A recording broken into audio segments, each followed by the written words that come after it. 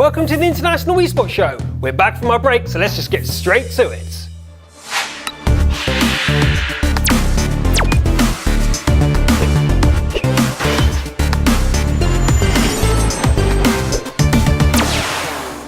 In this episode we've got Dignitas signed Synergy and joined the World of Tanks pro scene, the American Wargaming.net League, the Wargaming.net 15th anniversary, a pro tip on how to play Inks from Spell, and in league and tournament news we cover the Korean, Southeast Asian, Russian and European Wargaming.net leagues and what's been happening in Go For What.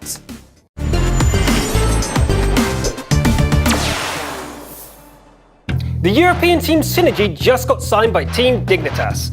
After 20 hard match days, Team Synergy have kept second place, where they've been all season. With such a strong performance, it's no wonder that they were approached by Team Dignitas, a long-standing professional esports team with a rich and successful background. So I'm proud to announce that Synergy is now Dignitas, making the current top 5 teams in the EU WGL all signed. With the first season closing for the Russian, European and Southeast Asian Wargaming.net leagues, and with the American Major League Championships already having a clear top 8, the time is right to announce the launch of the American Wargaming.net League. We've got Clutch and Froden on the line to give us the rundown on what exactly is going to happen. Hey everyone, I'm Froden. And I'm Clutch. And we are thrilled to announce the first season of Wargaming.net League North American World of Tanks.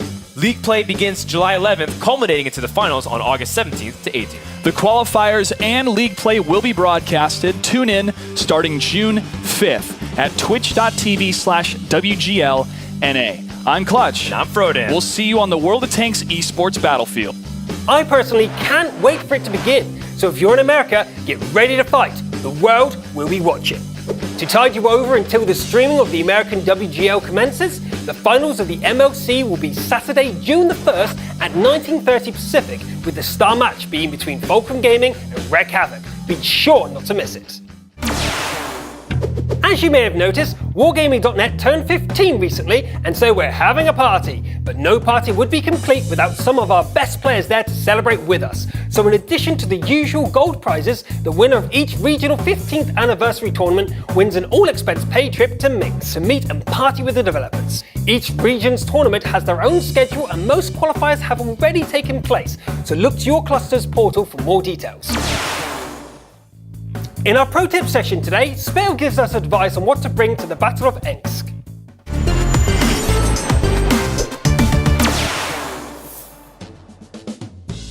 Hello, I'm Mapati from Spale and today we are going to discuss one of our favorite maps, Ensk. A typical lineup on Ensk is 2 IS-3s, a T-69, 2 AMX 1500s and 2 T-1s. With Ensk being a small map and scattered with buildings, higher tiered light tanks are almost never used. This leaves the only possible medium or light choice to the T-69, who has the best combination of durability, speed and burst damage for these conditions. RT is also rather redundant for the same reasons. To make it worse, most of the fighting hotspots are located in the areas RT can't really reach anyway. The reason the IS-3 is picked over the T-32 is because you want to be active on Ensk and not snipe from hold down positions. The IS-3 side scrapes better, is more maneuverable and the armor layout is better in general, not just on the turret like on the T-32. When you have the peekaboo, having high alpha damage helps. The IS-3 boasts that advantage as well. These are all factors that help in city fights, which makes the IS-3 the perfect choice. So, let's play through a typical match on Ensk. We'll do this example from the north, but it can be easily applied to both sides. First of all, the T-69 will go to the tracks to spot and harass the enemy moving from their spawn locations. Meanwhile, one of the T-1s is moving through the open side of the map, taking up a bush, so it will be able to spot any enemy movements on the east side of the map.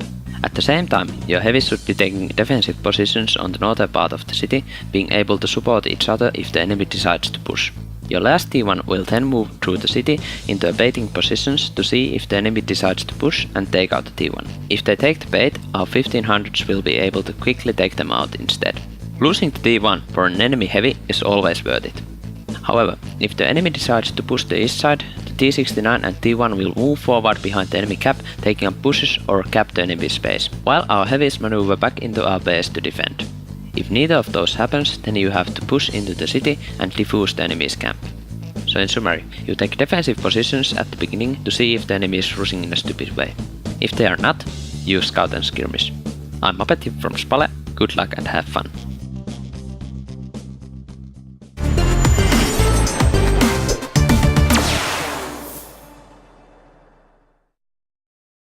The Korean WGL has just concluded their round of 16 with the semi-finals being played on the 1st and 8th of June. The games are getting more skillful and intense as the best of Korea start pushing themselves to the top, so be sure to watch it on GOM TV with your hosts, Tasis and Artosis. The Asian WGL has concluded with the Bangkok finals having been played out on May the 18th between Taiwan's Night Eagles and You Are Dead of Hong Kong. The finals were close, but in the end, UAD were the victors and took home the $50,000 grand prize. While celebrating, a member of UAD took this moment to propose to his girlfriend. She of course accepted to make our first World of Tanks eSports engagement. After a long road, it's time for the Russian WGL to also come to a close with Russian pole position. The top 8 teams now having to fight over the prize pool of $100,000 at the offline finals, hosted at Kiev on the 6th to 9th of June. If you're not going to be there in person, be sure to tune in on twitch.tv as there'll be an English presented stream. The European WGL's match days are now over, with what could only be described as an epic fight for a top spot in the finals. With many teams being so close in score, we were forced to wait with bated breath as the last few battles concluded. Congratulations to Virtus Pro, who ended in first place, and good luck to the other top 5 teams who will be fighting over the incredible €45,000 top prize at DreamHack. In Go for Watch 110, the Evil Panda squad defeated WGL's Russian and European top dogs, Russian Virtus Pro, to take first. However, in 111, Russian Virtus Pro did get to the top, just ahead of eSuper Intel, who got third. Dignitas collected 112 by taking down Mousebots and GraTM, who both defeated Virtus Pro to prevent them from getting onto the podium for the 3rd week running. 113 saw a return of the Evil Pandas as they bested the Kazna crew for the number 1 spot. Kazna did, however, defeat Mousebots, who ended 3rd.